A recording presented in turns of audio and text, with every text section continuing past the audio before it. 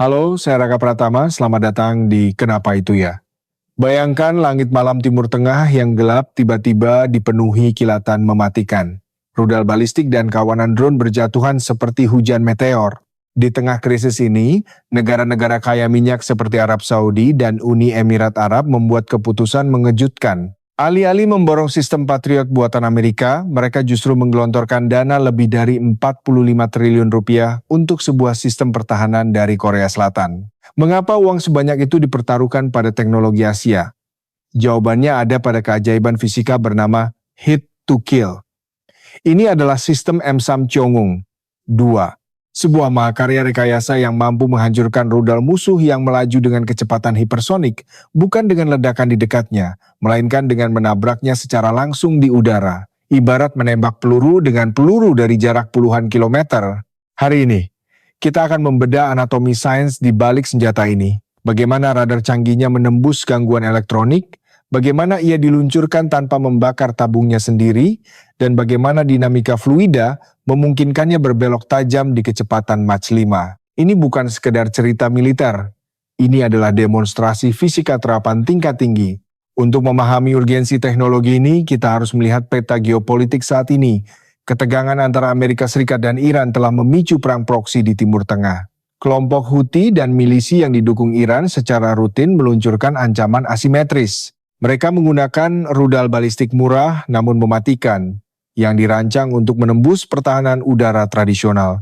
Rudal balistik ini terbang hingga ke lapisan stratosfer sebelum menukik turun dengan kecepatan terminal yang mengerikan. Energi kinetik yang dibawanya saja sudah cukup untuk menghancurkan fasilitas minyak atau pangkalan militer, apalagi jika membawa hulu ledak. Disinilah pertahanan udara menjadi garis tipis antara kehidupan dan kehancuran total. Selama puluhan tahun, payung pelindung utama di kawasan ini adalah sistem MIM, 104 Patriot milik Amerika. Patriot adalah sistem yang luar biasa, teruji dalam pertempuran, dan sangat diandalkan. Namun, perang modern telah mengubah kalkulasi ekonomi dan taktis. Menembakkan rudal Patriot yang harganya jutaan dolar untuk menjatuhkan drone rakitan seharga beberapa ribu dolar adalah mimpi buruk logistik. Selain masalah biaya, ada celah ketinggian intersepsi. Patriot PAC 3 optimal untuk ancaman di ketinggian tertentu, sementara sistem THAD menangani ancaman eksosferik atau di luar atmosfer. Ada ruang kosong di lapisan pertengahan, sebuah blind spot taktis yang sering dieksploitasi oleh rudal balistik jarak pendek dan menengah. Inilah alasan mengapa Arab Saudi dan UEA mulai melirik ke timur. Mereka membutuhkan sistem rudal darat ke udara menengah, yang tidak hanya mematikan tetapi juga efisien secara biaya dan mampu mengisi celah ketinggian tersebut dengan presisi absolut. Spesifikasi ini mengarah langsung pada satu nama, Cheonggung 2, dikembangkan oleh Badan Pengembangan Pertahanan Korea dan diproduksi oleh Lignek 1 Cheonggung 2 atau M-SAM Block 2 bukanlah sekadar hasil jiplakan. Ini adalah evolusi teknologi yang menggabungkan keunggulan desain rudal Rusia dari proyek S-400 dengan sistem elektronik dan komputasi mikro ultramodern milik Korea Selatan. Hasil dari perpaduan ini adalah monster pertahanan udara yang bisa diproduksi lebih cepat, lebih murah, namun memiliki tingkat keberhasilan uji coba 100%. Ya, Anda tidak salah dengar. Dalam serangkaian uji tembak yang sangat ketat, Cheonggung 2 tidak pernah meleset dari targetnya. Bagi negara-negara Timur Tengah yang infrastruktur minyaknya bernilai triliunan dolar, jaminan 100% ini adalah asuransi terbaik yang bisa mereka beli. Namun, klaim 100% ini tentu membutuhkan pembuktian ilmiah. Bagaimana sebuah mesin bisa begitu sempurna dalam memprediksi kekacauan di udara? Untuk menjawabnya, kita harus membedah sistem ini dari awal hingga akhir. Proses ini melibatkan 4 fase krusial: deteksi, peluncuran, manuver, dan intersepsi. Mari kita mulai dari fase pertama, yaitu mata dari sistem ini. Sesuatu yang disebut sebagai radar AESA. Di masa lalu, radar pertahanan udara menggunakan antena piringan besar yang harus berputar secara fisik untuk memindai langit. Masalah mekanis ini membuat radar memiliki jeda waktu saat berputar. Dalam hitungan detik saat piringan menghadap ke arah lain, rudal hipersonik musuh sudah bisa berpindah sejauh beberapa kilometer. Cheonggung 2 membuang teknologi usang tersebut. Ia menggunakan Active Electronically Scan Array atau radar AESA Bentuknya tidak lagi seperti piringan, melainkan sebuah lempengan datar berbentuk persegi panjang atau heksagonal yang berisi ribuan modul pemancar dan penerima kecil yang disebut modul T, R. Setiap modul ini ibarat antena radar mini yang independen. Dengan memanipulasi fase gelombang radio yang dipancarkan oleh masing-masing modul, radar AESA dapat mengarahkan sinar radarnya secara elektronik ke segala arah dalam hitungan mikrodetik tanpa ada satupun komponen fisik yang bergerak. Kecepatan pemindaian elektronik ini memungkinkannya melacak ratusan target sekaligus. Bayangkan mata Anda bisa melihat ke atas, bawah, kiri, dan kanan secara bersamaan dan fokus pada 100 burung yang terbang dengan kecepatan peluru. Itulah yang dilakukan radar X-band pada Cheonggung 2. Selain itu, radar AESA sangat tahan terhadap jamming atau gangguan elektronik dari musuh. Jika musuh mencoba membutakan radar dengan memancarkan sinyal bising pada satu frekuensi, modul-modul pada radar AESA bisa langsung melompat ke frekuensi lain secara acak ribuan kali per detik. Kemampuan multifungsi ini berarti satu kendaraan radar Cheonggung 2 dapat bertindak sebagai radar pencari awal, radar pelacak presisi tinggi, dan sekaligus menjadi stasiun komunikasi yang mengirimkan data pembaruan target ke rudal yang sedang terbang di udara.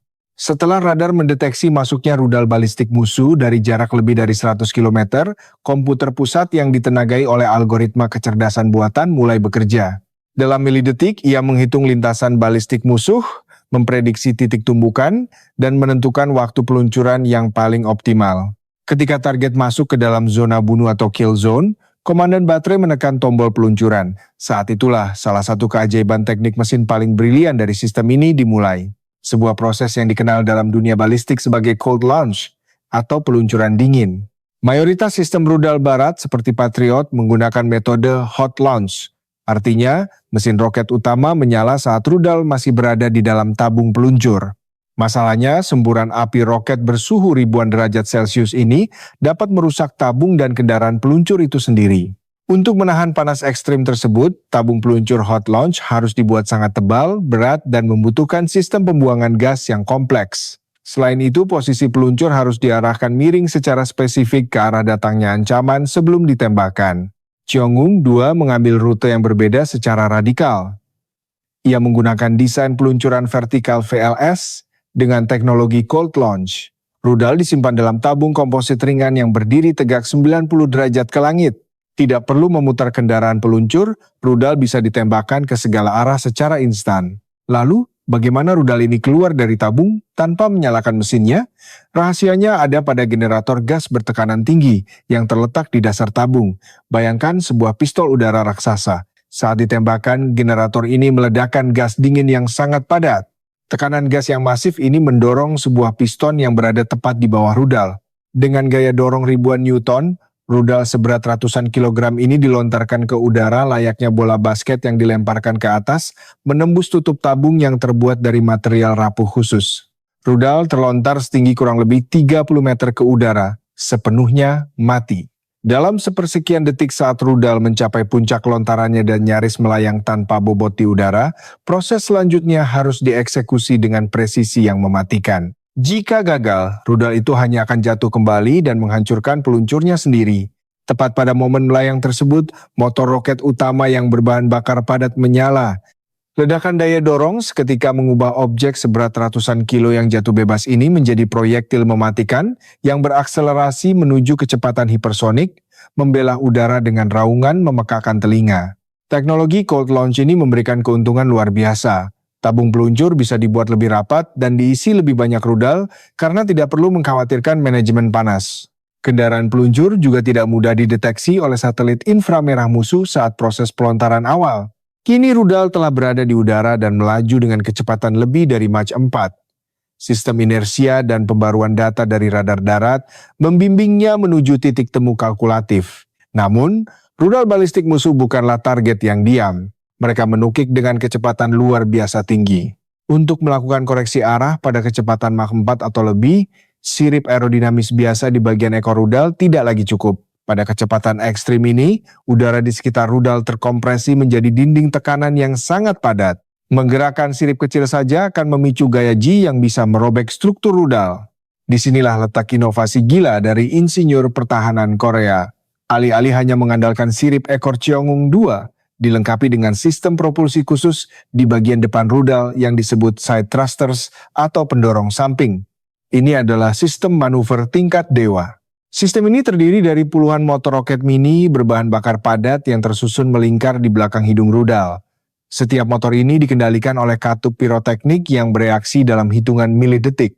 Ketika komputer rudal mendeteksi bahwa target bergeser sedikit saja, ia menyalakan pendorong samping ini. Semburan gas bertekanan tinggi dari pendorong samping langsung menendang hidung rudal ke arah yang diinginkan. Ini memaksa rudal untuk berbelok seketika dengan gaya hingga puluhan G, jauh melampaui batas ketahanan tubuh manusia. Manuver ini sangat kasar, sangat cepat, dan secara aerodinamis sangat efisien.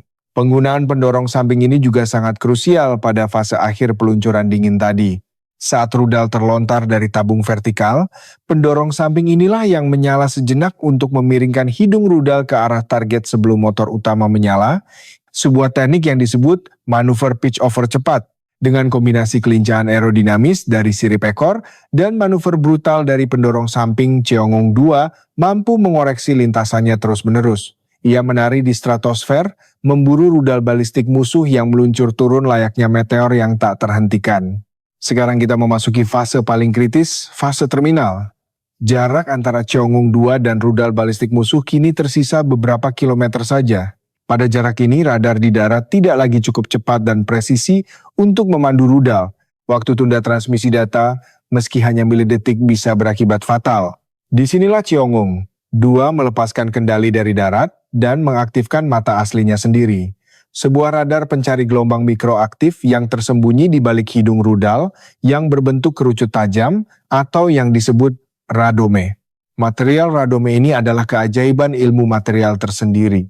Ia harus cukup kuat untuk menahan gesekan udara bersuhu ribuan derajat Celcius di kecepatan hipersonik. Namun pada saat yang sama harus benar-benar transparan terhadap gelombang radar agar mata rudal tidak buta. Radar pencari aktif ini mengunci langsung ke badan rudal musuh. Mulai detik ini komputer internal Cheongwon 2 mengambil alih sepenuhnya. Ia menghitung lintasan akhir.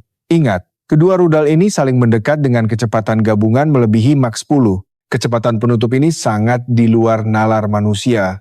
Bayangkan 2 buah peluru senapan laras panjang ditembakkan dari ujung lapangan bola yang berlawanan dan keduanya harus bertabrakan tepat di tengah lapangan. Jika meleset 1 cm saja atau terlambat 1 milidetik saja, intersepsi akan gagal. Itulah esensi dari teknologi hit to kill. Mengapa harus repot-repot menabrakkan diri secara langsung? Mengapa tidak meledak di dekat target seperti rudal pertahanan udara konvensional? Secara tradisional, rudal anti pesawat menggunakan hulu ledak fragmentasi. Saat mendekati target, ia meledak dan menyebarkan ribuan pecahan logam. Pecahan logam ini sangat efektif untuk menghancurkan pesawat tempur yang memiliki sayap tipis, mesin terbuka, dan tangki bahan bakar cair yang mudah meledak. Namun, rudal balistik musuh sama sekali berbeda. Ia adalah bongkahan logam padat, seringkali dilapisi pelindung baja yang dirancang untuk menembus atmosfer. Jika rudal pencegat hanya meledak di dekat rudal balistik, pecahan logamnya mungkin merusak sirip atau badan rudal musuh, tapi tidak menghancurkan hulu ledaknya. Hulu ledak musuh yang berisi bahan peledak tinggi atau senjata kimia akan tetap jatuh ke tanah akibat gravitasi meledak di kota Anda. Satu-satunya cara untuk menjamin kehancuran total hulu ledak musuh di udara adalah dengan mentransfer energi kinetik yang sangat masif secara langsung kepadanya. Energi kinetik dirumuskan sebagai setengah kali massa dikali kuadrat kecepatan. Karena kedua rudal melaju pada kecepatan hipersonik, kecepatan gabungan saat mereka bertabrakan sangatlah raksasa. Kuadrat dari kecepatan gabungan ini menghasilkan tingkat energi kinetik yang setara dengan ledakan bertonton TNT murni tanpa perlu membawa bahan peledak sama sekali. Namun untuk mencapai tumbukan langsung ini, Cheongwon 2 harus mengarahkan kill vehicle atau badan utamanya tepat ke titik pusat massa dari hulu ledak rudal musuh. Ini bukan menabrakkan badan ke badan, ini menabrakkan jarum ke ujung jarum. Dalam milidetik terakhir, saat jarak tersisa belasan meter, radar pencari mendeteksi pergeseran mikro pada target. Komputer seketika memerintahkan pendorong samping menyala untuk terakhir kalinya. Letupan gas biru yang ekstrim menyentak hidung Cheongwon 2 sejauh beberapa sentimeter ke arah yang tepat. Dan pada momen tabrakan itu, fisika mengambil alih sepenuhnya. Tidak ada ledakan piroteknik dari Cheong-un. 2. Yang terjadi murni adalah transfer energi kinetik absolut. Logam beradu dengan logam pada kecepatan di mana ikatan molekul material hancur seketika. Daya tumbukan yang luar biasa ini menyebabkan hulu ledak musuh menguap secara harfiah. Temperatur di titik tabrakan melonjak hingga puluhan ribu derajat dalam hitungan mikrodetik, mengubah paduan baja dan titanium menjadi awan plasma yang berpijar terang di stratosfer. Hulu ledak musuh dihancurkan hingga ke tingkat atom. Tidak ada sisa bahan peledak atau agen kimia yang akan jatuh ke bumi. Ancaman yang tadinya bisa menghancurkan satu blok kota, kini hanya tersisa sebagai kembang api sekejap di langit malam Timur Tengah. Misi selesai dengan akurasi 100%, keberhasilan teknologi hit to kill pada Cheong-un 2 bukanlah sekedar pencapaian teknik mesin. Ini adalah pergeseran paradigma dalam peperangan modern. Teknologi yang dulunya dimonopoli oleh negara adidaya seperti Amerika Serikat dengan Patriot PAC, 3-nya kini telah dikuasai dan disempurnakan oleh Korea Selatan. Sebagai informasi, Cheong-un 2 juga dilengkapi dengan hulu ledak fragmentasi kecil berarah sebagai rencana cadangan. Jika tabrakan kinetik langsung meleset beberapa sentimeter, radar jarak akan meledakkan hulu ledak sekunder ini tepat ke arah target untuk memastikan kehancurannya. Kombinasi antara akurasi hit to kill yang mematikan dan sistem fragmentasi terarah sebagai lapisan keamanan tambahan menjadikan M-SAM Block 2 sebagai salah satu sistem pertahanan udara jarak menengah paling ditakuti di dunia saat ini. Inilah mengapa Uni Emirat Arab tanpa ragu menandatangani kontrak senilai lebih dari 50 triliun rupiah pada tahun 2022 untuk memboyong sistem ini. Mereka melihat bagaimana drone Farudal balistik milisi Houthi berhasil menembus pertahanan udara tradisional, mereka membutuhkan solusi yang lebih cerdas. Menyusul UAE, Arab Saudi yang kerap menjadi sasaran empuk serangan rudal balistik dari arah Yaman dan Iran juga mengamankan kesepakatan bernilai miliaran dolar untuk sistem Cheong-un 2.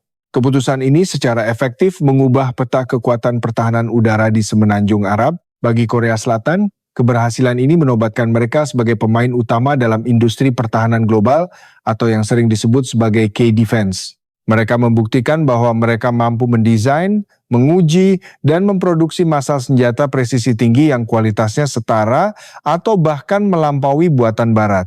Lebih dari sekedar bisnis senjata, ekspor Cheong-un 2 ke Timur Tengah memiliki dimensi diplomasi teknologi dengan ketergantungan pada suku cadang dan pembaruan perangkat lunak dari Korea. Negara-negara Timur Tengah secara tidak langsung menjalin aliansi strategis jangka panjang dengan Seoul. Bagi Iran dan kelompok milisi proksinya, kehadiran Cheong-un 2 adalah berita buruk. Taktik serangan jenuh atau meluncurkan banyak rudal murah sekaligus untuk menguras baterai rudal Patriot yang mahal, kini berhadapan dengan lawan yang memiliki radar multi-target dan biaya rudal yang lebih terjangkau. Ini memaksa musuh untuk berpikir ulang. Mereka harus mengembangkan teknologi rudal yang lebih mahal dan canggih, seperti kendaraan luncur hipersonik yang bisa bermanuver di atmosfer, untuk menembus lapisan pertahanan berlapis yang kini dijaga oleh Cheong-un 2 di ketinggian menengah. Tentu saja, perlombaan senjata antara pedang perisai tidak akan pernah berakhir. Badan Pengembangan Pertahanan Korea saat ini sudah mulai mengembangkan LSAM atau sistem rudal jarak jauh untuk mencegat ancaman di ketinggian eksosfer, melengkapi lapisan payung pertahanan mereka. Sains di balik Cheong-un 2 membuktikan satu hal. Di era peperangan modern, penguasaan atas algoritma komputasi, ilmu material, dan dinamika fluida jauh lebih menentukan kemenangan daripada sekadar jumlah pasukan di medan pertempuran. Dari radar AESA yang memindai langit tanpa bergerak, hingga teknologi cold launch yang elegan, lalu pendorong samping yang memaksa rudal berbelok tajam di kecepatan Mach 5, hingga pada akhirnya tabrakan kinetik hit to kill yang menguapkan baja menjadi plasma. Setiap komponen adalah keajaiban fisika tersendiri yang harus bekerja sempurna secara harmoni dalam kurun waktu kurang dari 1 menit. Sebuah mahakarya rekayasa mematikan yang lahir dari ancaman perang berkelanjutan di Semenanjung Korea dan kini melindungi langit padang pasir di Timur Tengah. Kisah Cheong-un 2 juga mengajarkan kita tentang kemandirian teknologi. Korea Selatan yang dulunya hancur lebur akibat perang pada tahun 1950-an dan sangat bergantung pada bantuan senjata Amerika, kini telah bertransformasi menjadi eksportir teknologi pertahanan kelas wahid. Ini adalah bukti bahwa investasi konsisten dan masif pada penelitian dan pengembangan di bidang sains dasar dan teknik terapan akan selalu membuahkan hasil yang mengubah sejarah. Mereka tidak membeli keamanan, mereka menciptakannya sendiri. Lalu, apa dampaknya bagi lanskap militer global ke depannya? Dengan harga per unit yang lebih murah dari Patriot, namun menawarkan kemampuan hit to kill yang setara, sistem seperti M-SAM ini akan semakin mendemokratisasi pertahanan udara tingkat tinggi.